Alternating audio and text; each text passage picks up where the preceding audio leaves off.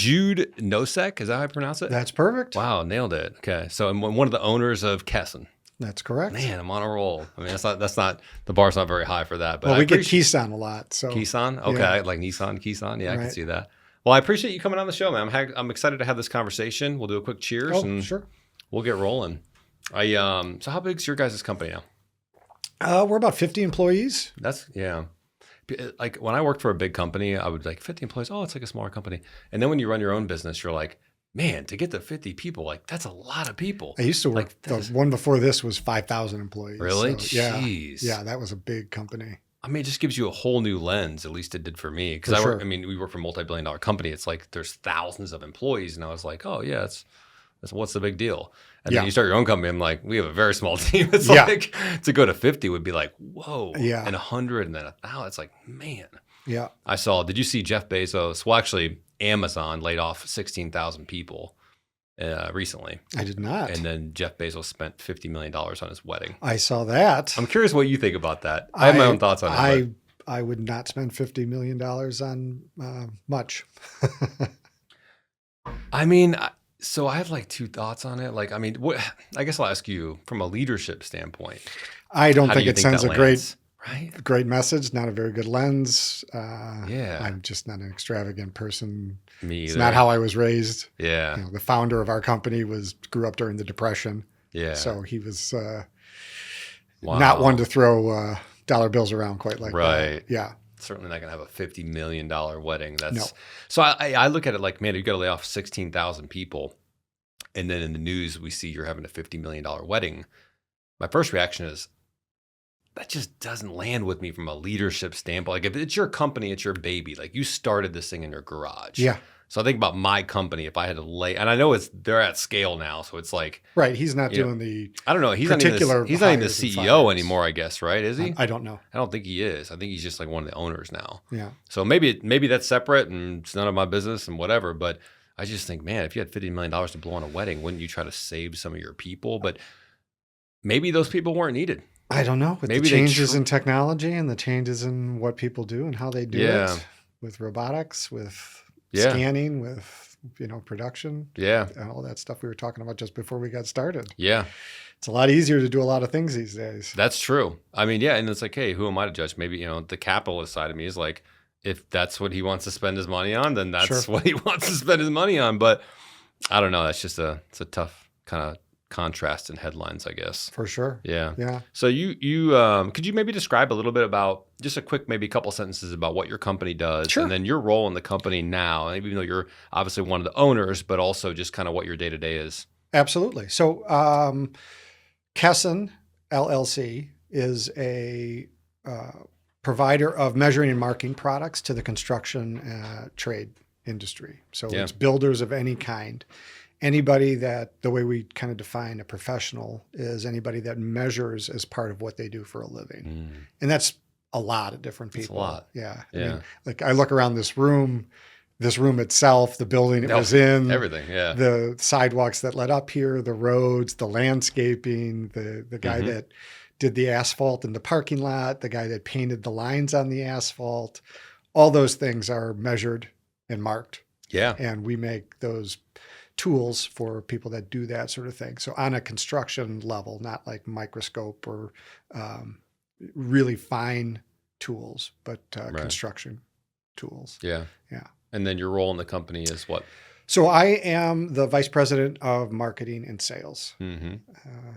And I've been with the company for 21 years now, 22 years. Yeah. So I think it'd be fun to dive into some sales stuff, some marketing stuff. I think all that's interesting and relevant to founders and entrepreneurs that are trying to grow their business. And a lot of them have people that they're managing, sales teams they're leading, or marketing department that they're trying to, get more performance out of. Sure. And some of them are doing the sales and marketing themselves. It just depends on the company. Yeah.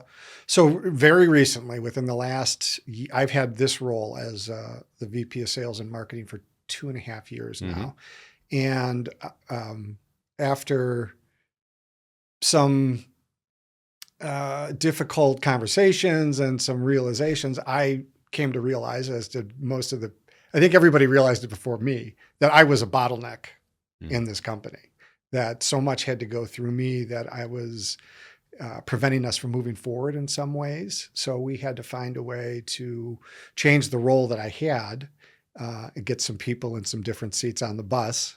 We didn't hire anybody new for some of the roles. We had to hire 2 new people for 2 other roles within the last year. So it's been a very strange year because of all the transition that we made. So we hired a senior sales manager, and we hired a very new to sales rep internally. So one of the guys we hired was at the end of his career, and the guy that reports to him now is at the very beginning of his career. So it's nice for me to have 2 people on kind of opposite ends of the spectrum, giving me insights into what's needed from the generation that's coming into this role. That's right. And it's trying to capture everything from the generation that's going out of this role.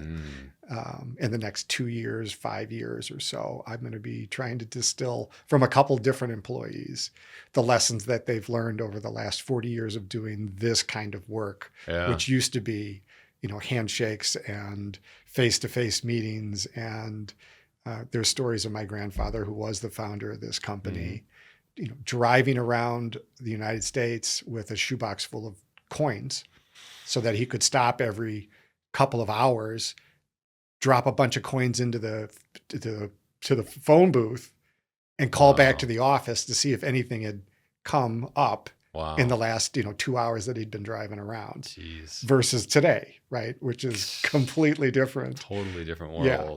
He had no GPS. He's using a map. He's, That's kind of wild to think about. I sometimes think about that. Like, man, I remember, and I was old enough to remember, like, when you had to MapQuest and you had to print out MapQuest and stuff. Like, when I was a really youngster, there was no like GPS on your phone, or maybe you had to buy one expensive one for your atlases car. And the Garners and stuff like that. But before that, I remember like taking vacations when I was little, and my parents like printed out the MapQuest. Yep. And it was like, that's how you got to where you needed to go. And sometimes you're like, shit, do we turn here?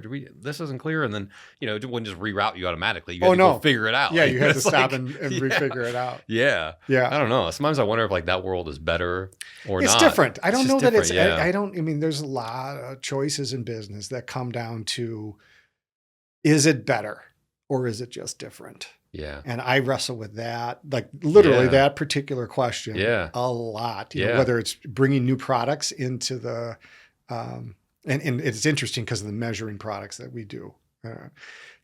People have electronic tape measures, and people have lasers, and people have newer, GPS systems that they'll use to measure parking lots and things like that.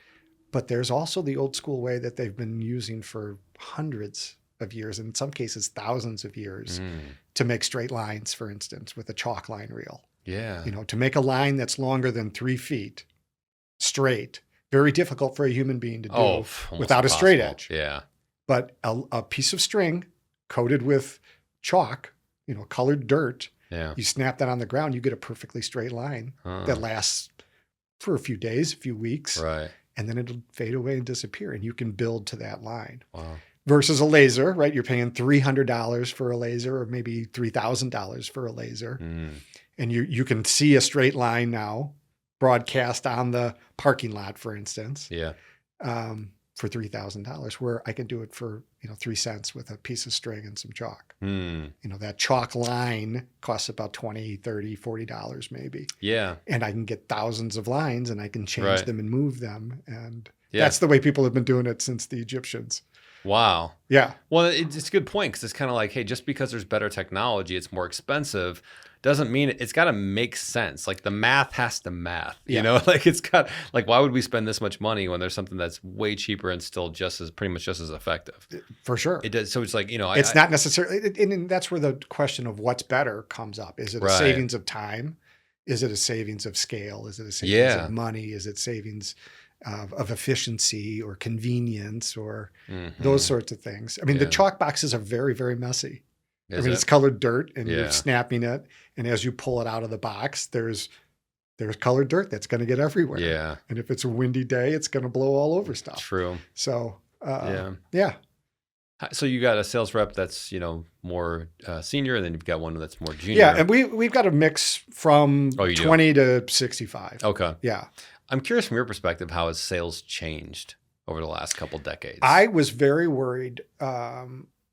Obviously, when COVID happened, there was a huge shift, big time, in how we meet, and the number of video conferences and video calls we did before COVID versus I had before COVID, one a month. Now, so I'll say this: I was in corporate sales for 6 years before I started this business, Mm-hmm. and I started this business in late 2019, really early 2020, and then left my full-time job in 2020 to do this. Mm-hmm. From the 6 years I was there, selling B2B services, staffing and recruiting services. Mm-hmm. So, I mean, high ticket, high touch. From 2014 to 2020, I had zero video calls. Okay. I mean, Yeah. I wouldn't even have thought to do one. The technology was there. Yeah, We had Zoom was around. Yeah, it right? was. And It just people just never would have even. It was like you either called someone or you went and saw them, or obviously email or something like that. texting too was happening, especially with the younger crowd, right? Yeah, and it was just like we just never did it. And then to your point, COVID happened. Every single meeting. Video. Even every today. single one. Now this is my this is my first. This is rare. This is my first in-person meeting today. All right. And I've had 5 meetings today. That's right. Yeah, one guy was in Wisconsin. Right. Then we had people from all over the world. I was talking to somebody with our team in Austria this morning at 8:00. Wow. Which is 3:30, 3:00 in the afternoon their time. Yeah. All on video conference calls. So that's a change for the better, in my opinion. I think so. Yeah. I mean, my territory was all local. So for me, it was like I was either out seeing them, doing lunches, dinners, or calling. Mm-hmm. There was no like, hey, let's set up a Zoom call. It just wasn't even a thing. But if you're not local, you're in Wisconsin, you're in California or Austria, you got to have that. I mean, it's just essential. It's better than a telephone call because For sure.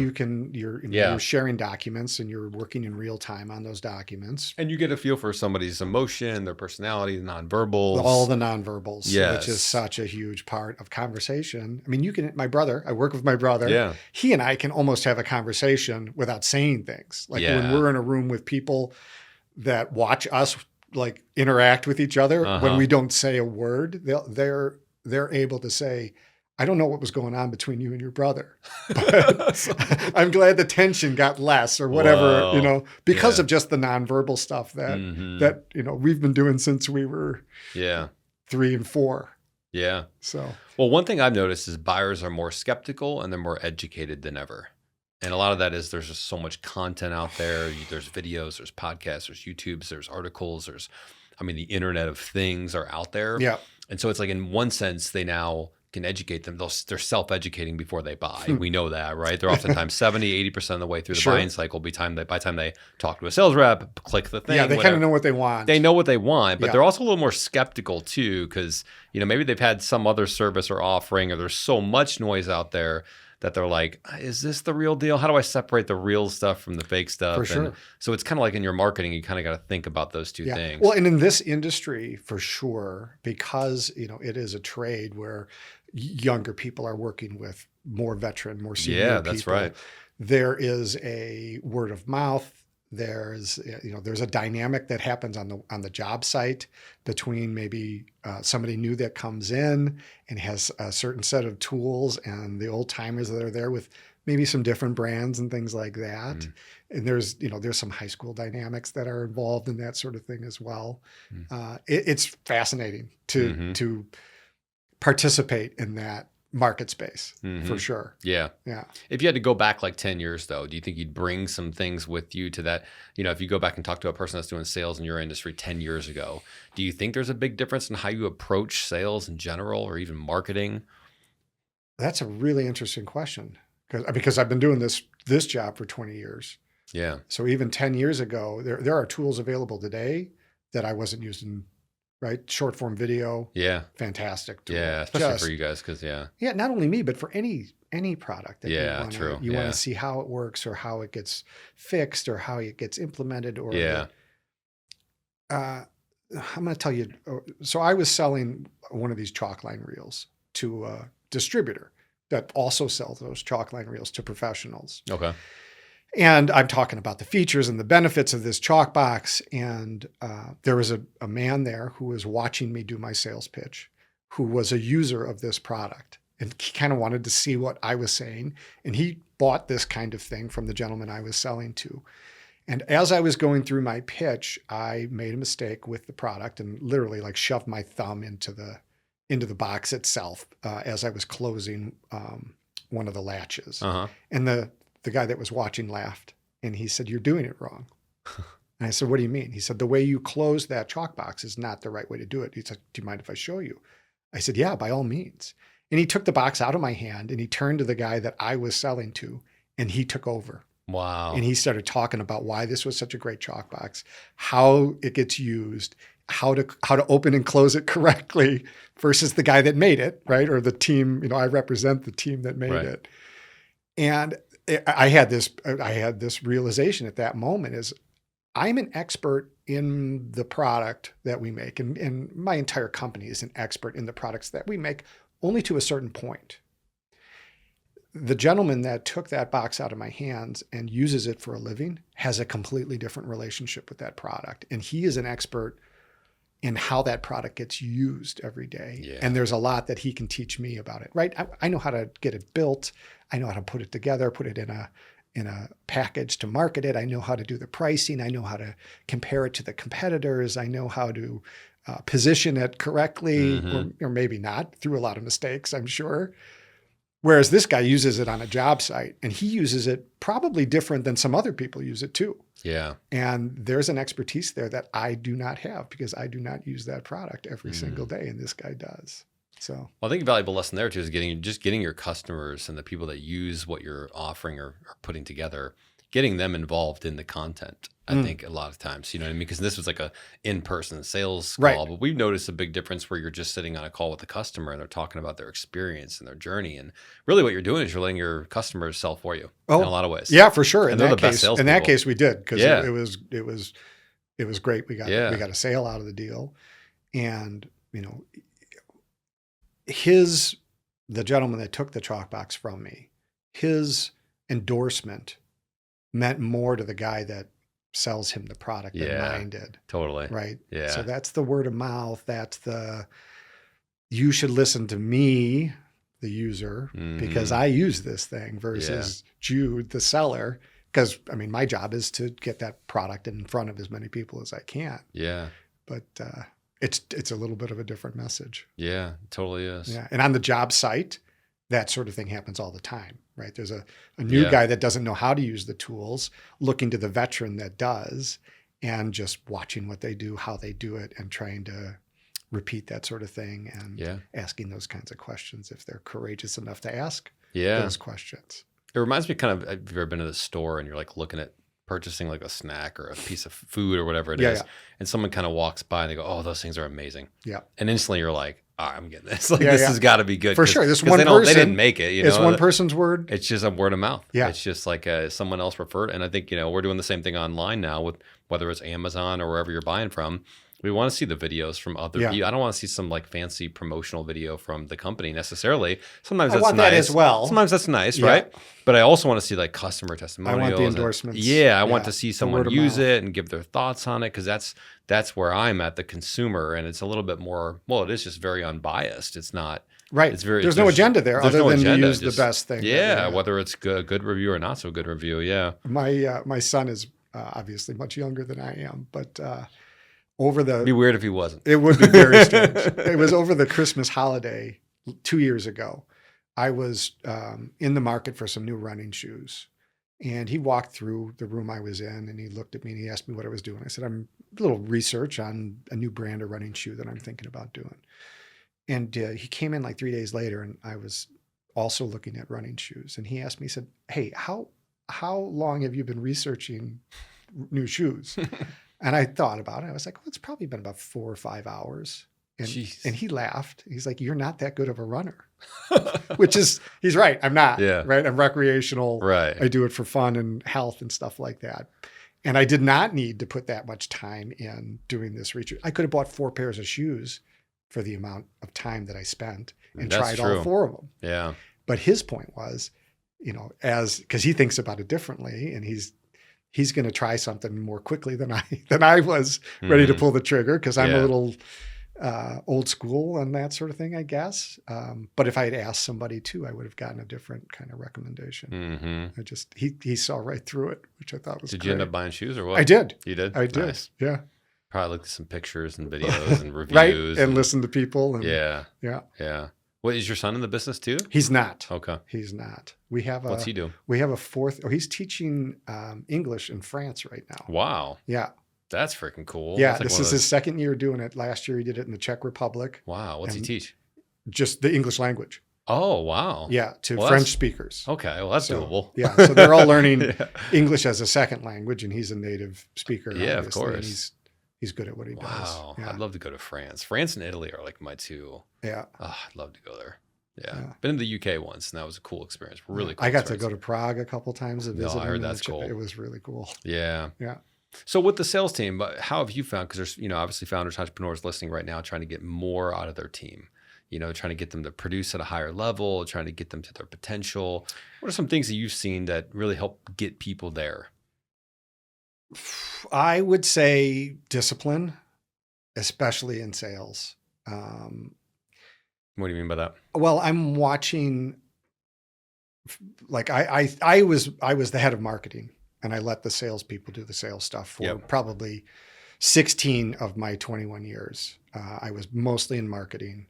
I was definitely doing some sales analysis and some sales suggestions, and hey, maybe we should be pushing this and that sort of thing. But I wasn't directly in charge of the sales force. And I see in particular that, if you have those good habits of the discipline of making the calls and recording the calls and following up and doing the next right things, that those yield results. We have some salespeople that are, I think they're all excellent. We have them. I talk about this spectrum that I have, where on one end I have a salesperson that is like a quartermaster that makes sure everybody's going to get to the battle with their socks dry and their shoes tied and everything buttoned up. And then I've got another set of salespeople who are, like the Inglorious Bastards, who are just going out and wreaking havoc in a good way, but I mean wreaking havoc with the competition versus the disciplined style. And, as a owner, I've got this spectrum of people that behave and respect each other. And all of them have skills that are worthy of understanding and enhancing and sharing with each other. But they all definitely have different styles about going about it. So the discipline, I think, for me, that's attractive to me as a person that, I've found through my own life that, sticking to certain routines and things like that, I definitely have better personal success. Yeah. And I know from having done marketing for almost 35 years that if you have a disciplined approach to the way you communicate with your customers, you have a timely mailing, you have maybe once a month or twice a month, you do email communications, you're consistent with the layout of your catalogs and your brochures and your communication pieces. Your customers get used to that sort of thing. And the way you communicate becomes more like a newspaper. Yeah. Where they know they may not know exactly what the content's going to be, but they know what's going to be in the newspaper every day. So we're always talking about the features and benefits like this in this section, or we're always talking about, the competition or the people to whom to sell this product in this way, and it's always going to be in this place. So there's kind of a shorthand that you build up if you're consistent, that everybody, the entire chain of communication, from the internal team, the sales, we have sales reps that work for us around the country. There's 19 other companies that we hire to help us get our products into local stores. Right. We've got 5 internal guys or internal people that do it for us. So, and then we've got all these distributors, and then we have all these end users. And the message to each level is a slightly different message. Right. But if you're consistent about it, you can check all those boxes. And what do you do if you got someone, if, let's say you got a team of 5 and they're just kind of underperforming? What's something you do? What's maybe the first thing you do coming into a company? And whether it's sales, marketing, whatever it is, you just got a team of underperformers. Well, some of the first things I try to do is I look at my own behavior. Like where I try to identify the problem, and then I try to find where in my role as coach, as mentor, as owner, as supplier of information, where maybe have I fallen short?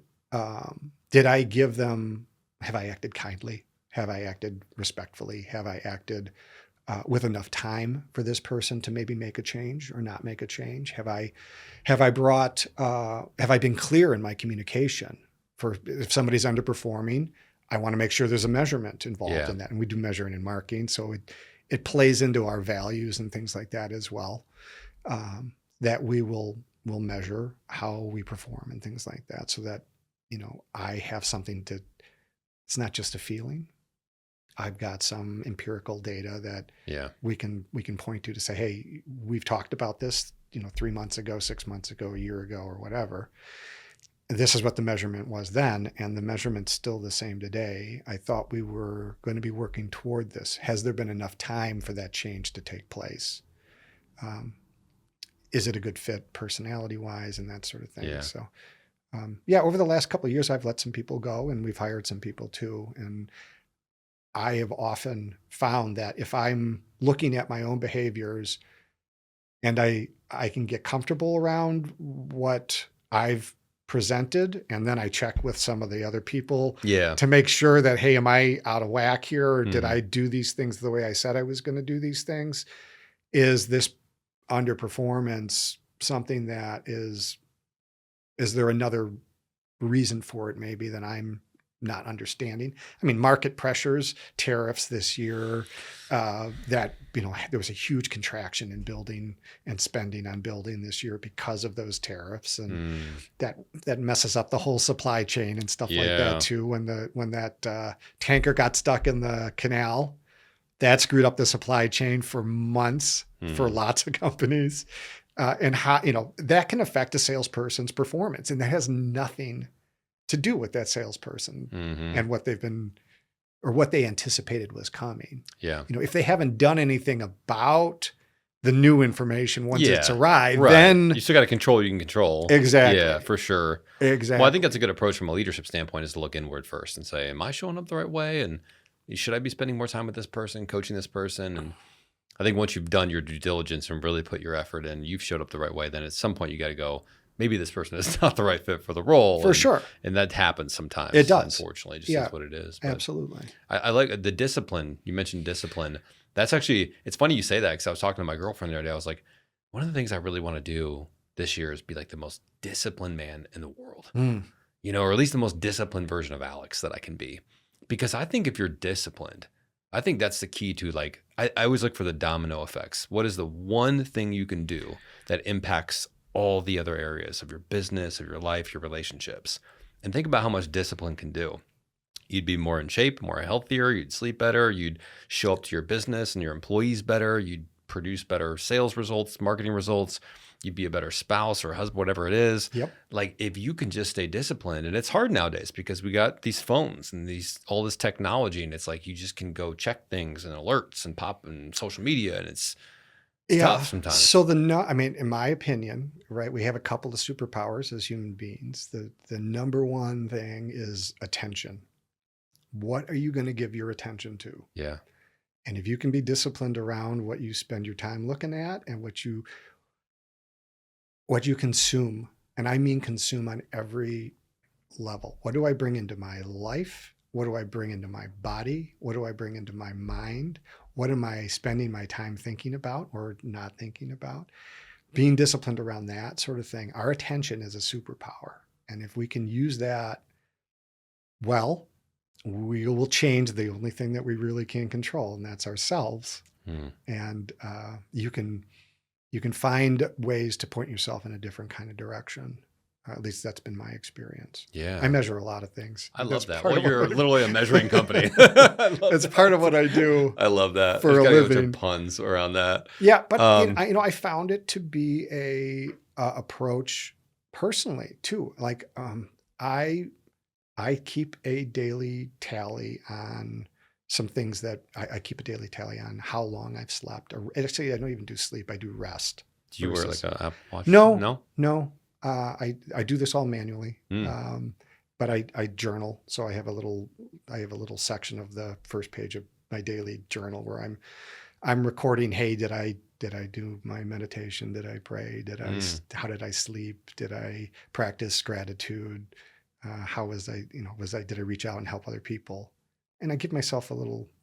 Sometimes it's pass fail. Sometimes it's a score. How am I feeling physically, mentally, emotionally, socially, spiritually? Wow. It's a real simple checklist. Good self-awareness there too. Being conscious of it is a first step, I think. And then I can see where things are out of whack. So if I feel discomfort, it's an easier way for me to look down the list and say, oh, it's financial, or oh, it's relationships, or oh, it's work versus home, or it's taxes coming up versus, the time of the year, or, the holidays, right? Everybody gets a little more stressed around that. And then I can be like, oh, that's why I'm feeling a little bit, or that's likely why I'm feeling a little bit off or not. I don't do it every day, but I do it as frequently as I can. And I built a little system for that. That's really cool. Yeah. How do you become more disciplined, do you think? If someone out there is right now like, man, I just need to focus my attention. Maybe I think a big problem too is people just consume more than they create. And by creating, I mean, it could be journaling, it could be making content, it could be having a conversation with themselves, it could be writing things down, whatever it is. I just think people take in a lot of stuff. It's a lot of clutter and noise. And I think sometimes I'm like, I'm not watching anything. If I'm in the car going somewhere, I'm like, what can I learn? Or I'll put a YouTube video or a podcast. And sometimes recently I'm like, I'm not going to watch anything. I'm not going to consume anything. I'm just going to sit in my thoughts and come up with something creative that I want to talk about online, or this, or my next video. Or giving yourself space is right? You got to have space. I don't think we get that. So one of the things somebody pointed out to me, here we are, we're in Chicago, right? Yeah. And it's wintertime here in Chicago. It certainly is. Right. And everything slows down here. Yeah. Right. The people slow down, the commerce slows down, everything slows down. And we have to rest. This is the dark part of the year where, spring's coming. The building season's going to start, and but it's a long way off still. Yeah. And in order for us to be ready for what's coming, it's really important that we rest up so that when the time comes, we can get out there in our best shape or form. So when you ask, how do you become disciplined? One of the suggestions that I found to be useful, define what's important to yourself first. Like, what are your values? What do you want to get better at? Those sorts of things. Why do you think that's important to start there? I think if you don't start there, you will eventually have to come back there at some point, because you'll end up going in a bunch of different directions, and you'll be frustrated that you're not making the progress that you might feel you should be making or want to be making. I think you need a why too, like a purpose too, something that's driving you, right, to become more disciplined. And I think values help you do that. Yeah. If you've got some core values that whether it's integrity or honesty or kindness or gratitude, or there's lots of different choices that people make. Discipline is a core value for some people. The thing you want to do, find somebody that's doing it and ask them how they did it. Well, that's what I'm asking you. I know. And they'll tell you. Yeah. I think people that, any skill you're learning, and they're all skills. Communication is a skill. Woodworking is a skill. Yeah. Living life with grace is a skill. Is it your grandma? Is it your aunt? Is it your brother-in-law? Is it your best friend from grade school? Is it who out there do you admire? What are they doing? Ask them how they're doing it. Or ask people, who their favorite people are. When I ask for recommendations, I ask, hey, what are your 3 favorite books of people I admire? I don't want to overwhelm, but I want to kind of start building a dialogue and start being able to kind of ask those questions. Finding a mentor. asking somebody to be a mentor, it's basically saying, hey, to this other person, you have something that I find extraordinarily valuable. Would you share that with me? And the answer is usually, yeah, I'd be happy to help. Yeah. Yeah. Love that. Going back to the sales Sure. conversation, I wanted to touch on this. We posted a video clip that went mini viral, and I asked the podcast guest, I said, do you think cold calling is still effective? And I'm curious to get your answer on that. I'll tell you what he said, but I would say it's absolutely effective. If through nothing, if you learn nothing else, you're going to learn a lot about yourself from cold calling. Yeah. You're going to learn how to handle rejection, or you're not going to keep cold calling. That's right. And not taking things personally, extraordinarily important in sales. That's a good point. But in life, and if you're taking every one of those rejections personally, good luck. You're not going to be a happy person, because it's going to hurt. Do you think it's effective for the business? For our business, probably not. Yes, I will say, is it the most effective? And this is the question of degrees, right? Where do we spend a lot of our time doing cold calling? No, we don't. Because I think there's easier ways to get warm calls established than to just shoot out of the phone book to pick up go to Kansas City and then choose drywall and then choose the word supply. Yeah, that's really cold. And Kansas City Drywall Supply Company, there's probably somebody that's got a name like that in Kansas City. Right. Or any trade, right? It could be HVAC, could be pool installations, could be tile, whatever. There's probably somebody like that there. But if I can find a warmer way to get in with my contacts in Kansas City, the local rep agencies we have, those sorts of things, usually an easier way, or through a trade show or something like that. Right. That's usually money probably better spent, because everybody's going to that show for a reason. Yeah. They're already there because they're looking. Mm-hmm. So. It is just the barriers are pretty high. The trust is low when you come in completely cold. Yeah. I mean, you can do it. I did it for years. It's possible, but it's a harder path than if you can use some channels, whether that's online, offline, whatever it is, to start conversations and start relationships. There's so many connections now. Yeah. Right. If you and I were to go and identify a human being in some form of business here, like we picked somebody off of the LinkedIn or whatever, within 3, 4, probably at most people, we're going to find a connection to that, to that person. Yeah. I'm going to know somebody, or you're going to have interviewed somebody who knows somebody who knows that guy or that woman. Yeah, that's right. You mentioned tariffs, that there were the tariffs, what was it, last year, 2025, and even I guess going into this year too. Yeah, they're still going on. How did the tariffs impact your guys' business? Hugely, extraordinarily. Like overnight? Yeah, there was no warning. Yeah. Right. So there was nothing to one prepare. of the things is just like, man. So for instance, we get some of our products from Asia, and we get some of our products from China, and that tariff went from, 10% to 180%. Whoa. While our product was on the water. The tariff was put in place so that when it arrived here, we didn't even have a chance to turn it around. It got here, and we owed that tariff to the U.S. government when the product arrived.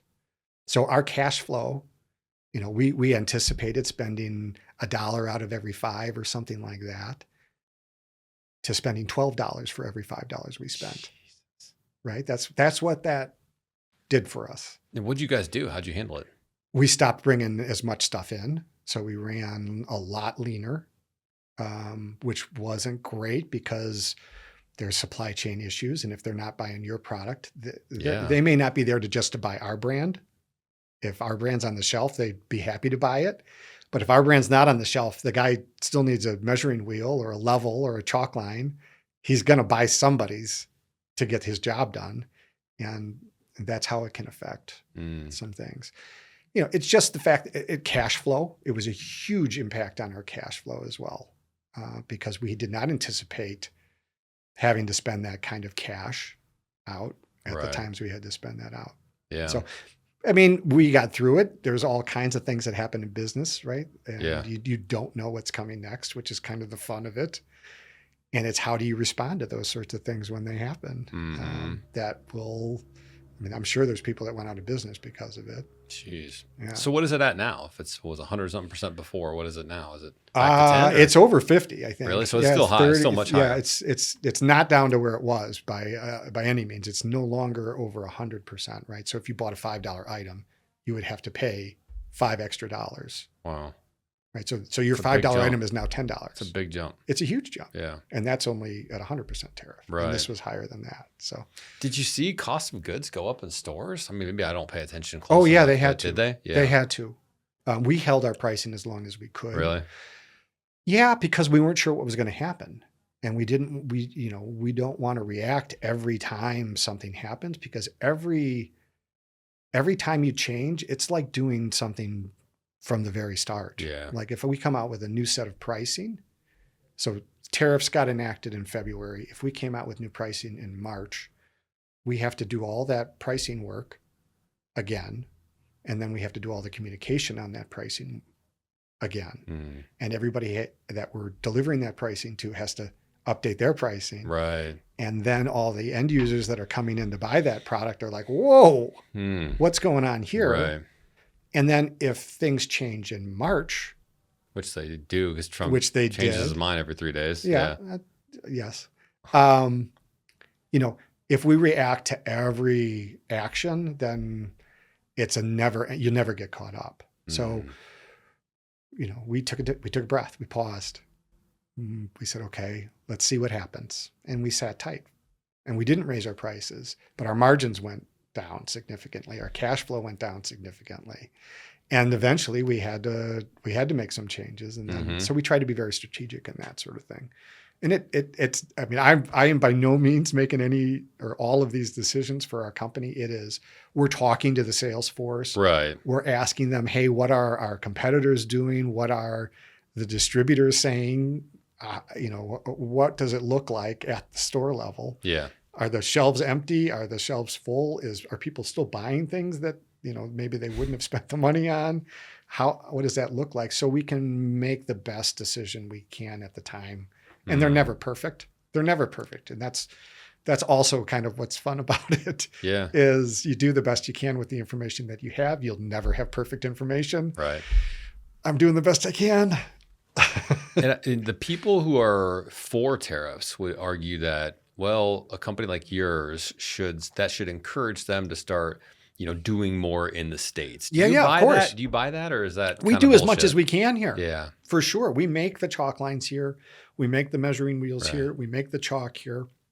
We have never made our tape measures in the United States. We have, since the founding of our company in 1968, we bought those products from overseas. So we didn't outsource any of that stuff. That's where we were getting it from the beginning. So we'd have to do tooling. We'd have to do whole new lines, manufacturing expertise. Right. These things that we don't do, we have never done. Did it start getting you guys to think about maybe certain we've things? Always thought about it. Okay. Yeah, we think about it a lot. Yeah. The more we can do here, the more you can control your supply chain, the safer, I guess, you are, or the more you understand where and what and when, and when one thing goes down, what's going to go up. That can be healthier. Well, because it's like, encouraging people to build in America, I understand, but it's kind of coming at the expense of the American companies, unfortunately. It can, right? for sure. It depends on what you're doing. Right. For sure. For us, there are things that we do here, and we do very, very well here. We compete with those other product lines I was talking about with overseas competitors just fine. Yeah. Just in this one area of the tape measures and things like that. It's not something overnight you could just flip a switch and start making them. No. It take probably a year or more, right? At least. Yeah. And in capital investments. Right. And, there's borrowing that comes with that. Right. There's delays. There's trying to bring a new product to market is not an easy thing to do. That's right. Regardless of what you're bringing. Yeah. Yeah. So speaking of that, how do you stand out in a crowded market when there's a bunch of other competitors that sell similar things to you? Yeah. Us in particular, or what? Sure. Yeah, I think you have to make your choices. Where are you going to position yourself? Are you going to be the lowest cost, easiest to get item? Are you going to be a stalwart, something that's going to last and last and last? Are you going to be the highest priced, absolute best in the space? And for us, we try to choose that spot that we can do over different categories. So it's not like in measuring wheels we're one thing, in chalk line reels we're something else, in tape measures we're something else. For the identity of a company's offering, it's easiest to be consistent across the board of what you bring out there as you can.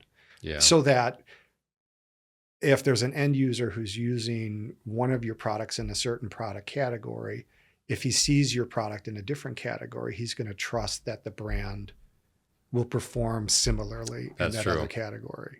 So it's finding your spot and kind of sticking with it. Yeah.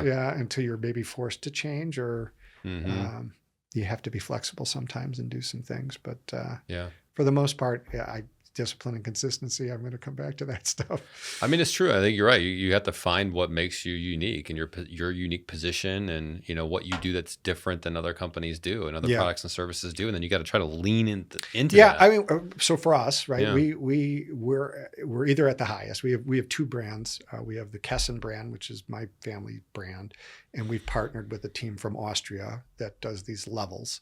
And fortunately, both of those brands are at the top of their game in their categories. So for us to team up, it was really easy to, kind of incorporate those two offerings that were different, right? We had measuring products and wheels and chalk line wheels. They had levels, which fits in that same space. And they're both brands are either at the top or the top three in those different categories. If I go to Home Depot or Lowe's, will I find your products or no? No. Okay. Do you measure and mark as part of what you do for a living? Definitely not. Right. And that's kind of the thing. It's not where you would go to buy your stuff necessarily, or me even as a marketing guy at a tool company. It's the guy that built your house. Where would he go to buy his? Where do they go? They usually go to a construction supply store or. See, I didn't even know that. Yeah. Like as you're driving along, if you know what you're looking for, you'll see, like pool stores. Yeah. But if you don't have a pool, you never go there. No, that's true. Yeah. Tile stores. That's true. But if you don't install tile, no clue where they're at. You have no clue where they're at, or why would you even go? Right. In and around Chicagoland, it's such a great city for this sort of thing. I'm sure. Like if you spend any time like driving from one end of Cicero Avenue all the way from the south side to the north side, you will pass so many tool and die companies and construction and roofing supply companies and plumbing, HVAC, places that you and I as marketing guys or salespeople would never really go. Right. But the tradespeople go and they have accounts there, and they buy from the people that their fathers bought from, and the guys that they've been buying from for 20 or 30 years. And they trust and have those relationships. And we've got them now too, because we're pushing product in and those guys are pulling products out. So, it's really fun, and it's almost well, not almost, but a lot of the cities in America are the same way. Like there's a ring around every city that has kind of this industrial that's true area. That's true. And that's where the professionals go to get their work done. Yeah. What is the state of the skilled trades industry? Oh my gosh, it's going to go bananas. Really? Oh yes. Why? The price and value that you get out of a college education today is almost at its lowest return. I would say it's scam in most cases. Just because of how much it's become to cost. Yeah. It's not really the best way to say that. As an English major. How costly it's become. Yeah. Yeah, exactly. The value to cost ratio is way out of whack. Right. I mean, I was an English major. And, getting a job as a writer was a good use of an English degree for me. And then that kind of got me into marketing, and it got me into these trades. But if I came out with an English degree today, if I don't have a master's. And you're going to teach. It's going to be really tricky and difficult, especially with AI and things like that are going to be able to maybe not write the entire article, but, description that gets me 80% of the way there, and then I can just finesse it to finish it up. You can't outsource these trades. And people are going to need people that can put 2 bricks together and can put 2 tiles together and can build a room. I mean, my skills as a builder of any kind, I can get you in a building or a lean-to that's going to keep you dry for a night or a week. It's more than I can do. But you're not going to live in that. Yeah. Right. I mean, they are craftsmen. They are artists in some senses. You know, it's really cool. It's amazing, and it's amazing to watch these guys do and it's not all guys, but it's amazing to watch skilled craftsmen, for me, to do their work. It's amazing. So do you think it's going to boom because there's such a high demand and everyone's been taught to go to college and do the tech thing and which I agree. That was my generation was like, it was almost like if you didn't go to college, you were screwed. Yes. I mean, that was like the mentality. It's like, you got to go to college, you're gonna be a loser. Yeah. And it was like, really? And now it's just not the case. You could go start a business. You could become a tradesperson. You could go to vocational school. There's so many other options. And at the same time. Well, those options were there when we were younger. Yes. I mean, I'm older than you are. So they were certainly there when I was younger, but I was dissuaded from. That's what I mean. From doing any. It's not that they weren't there. It's just like, and being an entrepreneur and a business owner, that really, I'd never heard anybody talking about that path. I mean, you grew up in a family business, maybe a little different, but for me, it was like, if you did trades or anything else, it was like, what are you doing with your life? You got to go to college. You got to that's your opportunity. That's your golden ticket. Yeah. And then it's like, in now, some cases it was, right? You could trade that degree in, or not trade it in, but you could lean on that and leverage that into a position somewhere. You could get access to a company because you had a bachelor's degree. Correct. But now I think people are starting to say, well, it's kind of meaningless and it's costing more. Yeah. And so it's like, now people are evaluating. I like how you put the separation between meaning and the word less, right? You didn't say it was meaningless. Yeah. It's not that. No. But it definitely does mean less, I think. It does. Sure. And like you said, like anything, you got to weigh the pros and cons. You got to weigh kind of your ROI. What am I going to get from this? Just like we would do in business. We're not going to spend 50 or 100 grand and go, if it doesn't work, whatever. Right. We're going to go, all right, I'm spending 50 grand. Fine.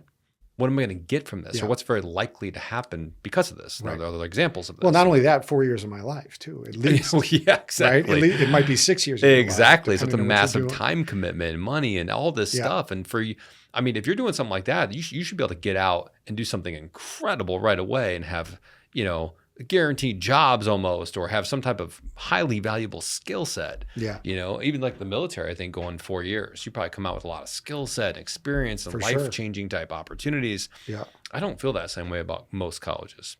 Well, I would agree with that. Yeah. And I went to college. And, so did I. Got a bachelor's in corporate communications and. Right. Well, that's what you're doing right now. I mean, I guess you could say it. Communicating to corporations. I mean, everyone's communicating, so I guess that's. I'm amazed at how poorly I communicate, even after I've been doing it for 22 years professionally. Actually, more than that, like 40 years professionally. Yeah. And I'm still horrible at it. Yeah, it gets me. So I was at a Mason association, one of the masonry associations. They had a trade show 2 weeks ago. That was the show I was at. Okay. It's called The World of Concrete. And it's all the things that tools and things that they need to build with concrete. And so this masonry association, I think they said that we're 1 million masons short of what we're going to need to meet the housing supply and demand that's coming. So that there's. Wow. Yeah. And there's opportunity. The trades are looking for people. They're ready to put people to work. That's exciting to me because I think there's a lot of people out there where college might not be the best use of their skill sets or their disciplines or the things that they are interested in doing and want to get working on. Yeah. So it's just good people have options now. Yeah. And, we had them, but they were de-emphasized or not focused on. That's what I mean. Yeah. Like, you could have always done it, but it was just like, looked down upon if you did anything else but go to college. Yeah, that's not the case in Europe. Yeah. So now we're paired with this European company who has a completely different model on education.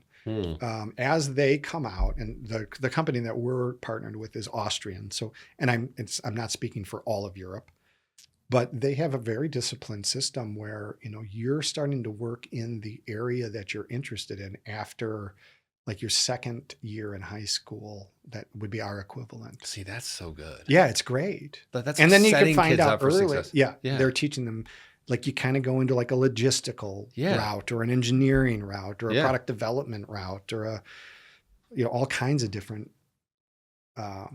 ways that we don't think about education here.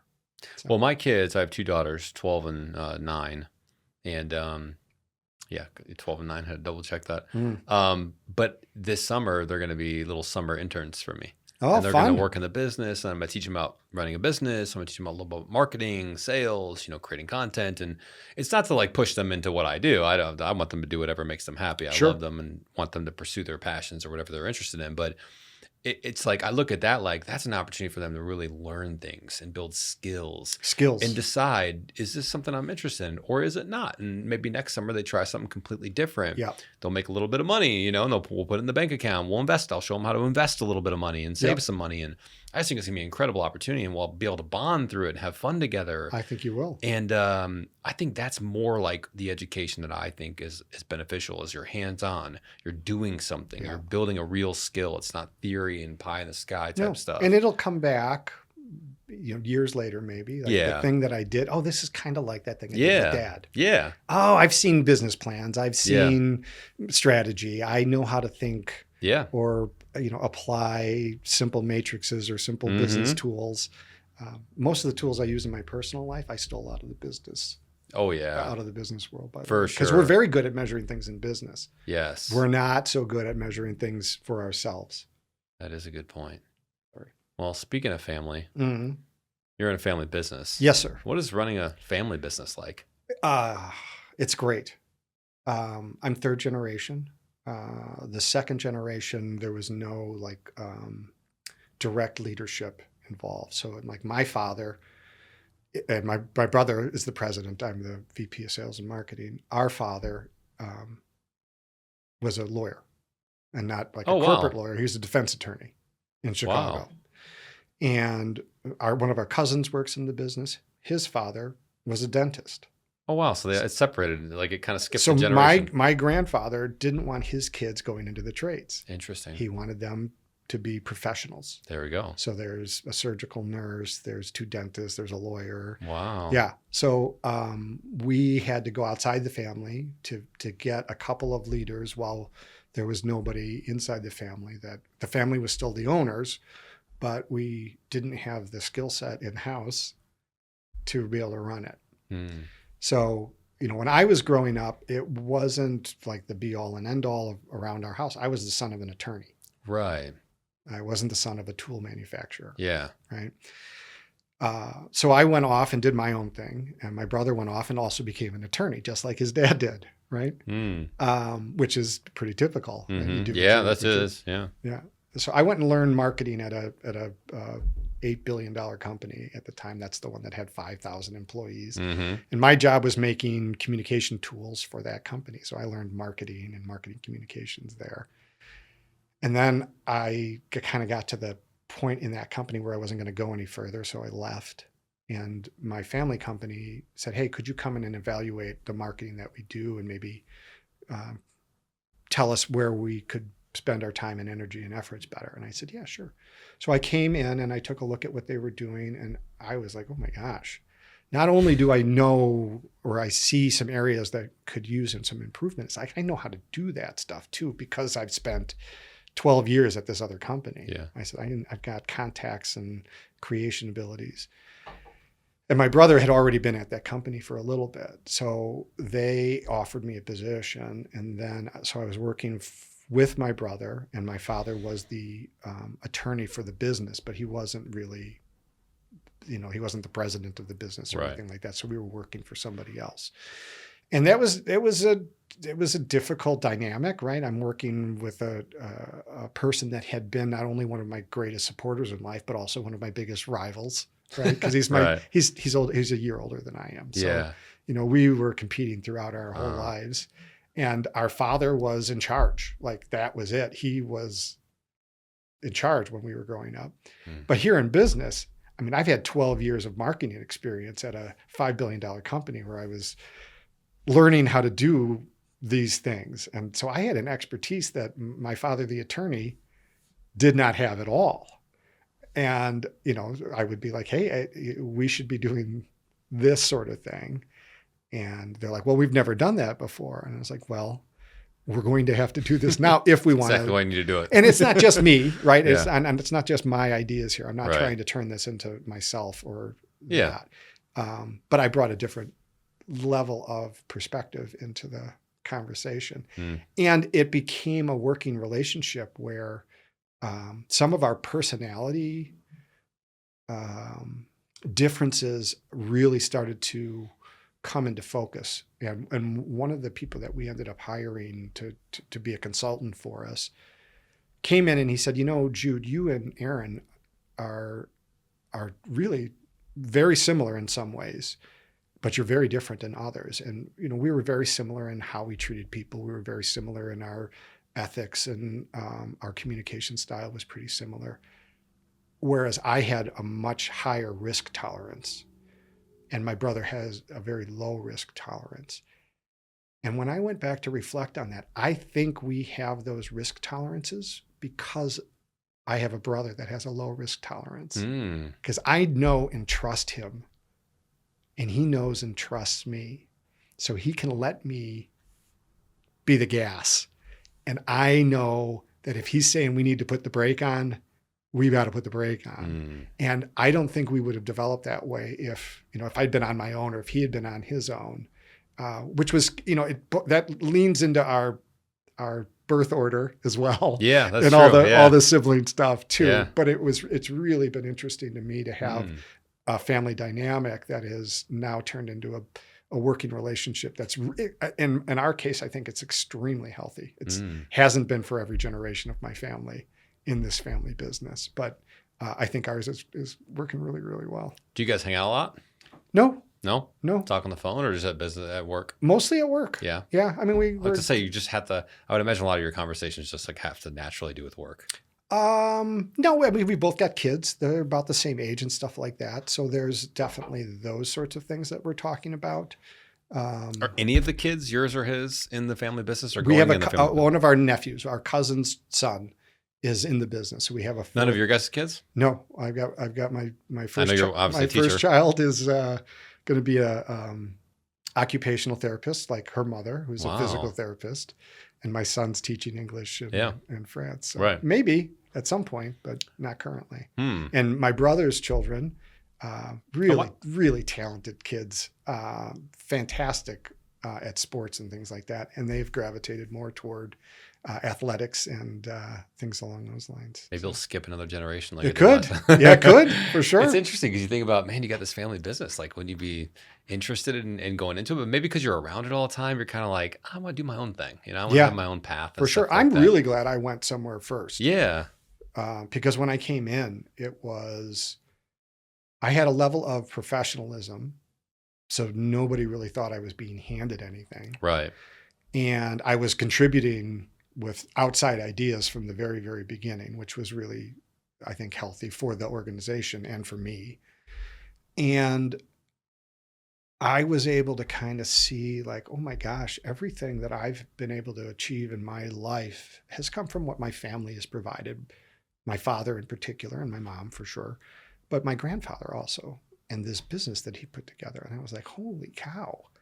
And then as the more I learned about this industry, there's a ton of family businesses in this, all the builders, it's sons of builders, it's grandsons of builders, it's brothers, it's cousins, it's, and then, somebody gets hurt and they can't build anymore and they go to work for a supplier.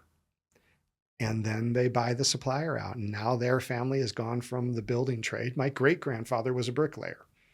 His son started this company. And so, there's a lot of family involved in at least in the trade area of what we do and what I do. Do you guys plan to sell the company one day? There are no plans currently to do that. But if someone give you a great offer? Yeah, it's not going to be up to me. So, well, certainly I'll have some say. Stake, yeah. For sure. Yeah. For sure. I don't know. I really don't. We don't think about that currently too much. That's probably a good thing. We're definitely coming to point in our careers where we have to start thinking about what's next. So we definitely think there's enough room in the marketplace, right? Yeah. There are so many businesses that are being consumed by LLC, or not LLCs, but venture capitalists. There are, especially in the trades area in general, they're eating companies like all up. the tool companies are consuming other tool companies, and even consumer facing, businesses, distributions, like concrete companies and this and that. Yeah. Yeah. It's kind of wild. I think what they're seeing is the opportunity, like we talked about. I think they're seeing a big demand, a little bit of a shortage in supply coming to these companies. A lot of them are family run. Yeah. A lot of them don't have business right. Or their backgrounds. kids go out and do something different. Yeah. Their kids want to be an artist or an engineer, and they're selling construction tool supplies. Yeah. All right. I think it's great stuff. It's so much fun and it's so interesting because of all those stories that come together. But what's your plan the next 10, 20 years? What would you love to have happen? I would love to be able to. That's a long time away. It is a long timeline, but it's a fair question, I think. I know that my marketing skills are quickly falling out of usefulness, right? I print marketing and writing and the need for those is less today. Yeah. And so one of the moves from your very first question that we put in place was, there's a guy almost 15 years my junior who is now the head of our marketing department. I think I talked to for him. both brands. Ben, yeah. He's from Austria, but because we're working together and we work together so closely, we think, he's going to be good for both brands. Yeah. Not just he was focusing on the Austrian brand, wanted to do some things here in America with that Austrian brand. The Austrian brand is a little European in its approach to things. And Ben is very interested in doing things more the way we kind of do things in America, which is a little less, it's a little more aggressive. Yeah. And so in order to, kind of give Ben some things to do and work on, not to do and work on, he's got plenty to do and work on. I want to let him do some of the things he wants to do with the US, Keson brand, and hopefully get some good successes there so we can start doing some of those things with both brands. Very cool. Yeah. Good stuff. Yeah. Well, Jude, I really appreciate you coming on the show. I told you before we got on, you guys didn't hear this because we weren't on air, but I was like doing research and looking up LinkedIn and trying to find a bunch of stuff. I had a hard time finding a lot of stuff about you. I was like, I wonder how this conversation is going to go. But went great. Yeah, I agree. Great, and I appreciate you being a good sport and going with the flow. And I think the audience is going to get a lot of value from this. I hope so. I really appreciate the opportunity. Yeah. I work for such a great group of people, and with such a great group of people, it is really important to get the right people around you. Yes. Yes. For sure. And where can people connect with you guys, learn more about what you do, get in touch with you, buy from you? Yeah, I think both websites would be great. So there's the Keson brand, which is my last name, just flipped backwards. Yeah, so it's Nosek, but Keson is the Keson brand. And then Sola is SOLA. One's .com, that's Keson, and .us is the Sola version because they have an international presence as well. Okay. So that'd probably be the best start. Cool. We'll link it up. We'll link your LinkedIn in there too, so if people want to get in touch with you, they can. And again, I appreciate you coming on the show. Yeah, thanks. Thank you. Thank you very much for having me. Thank you. Really appreciate it.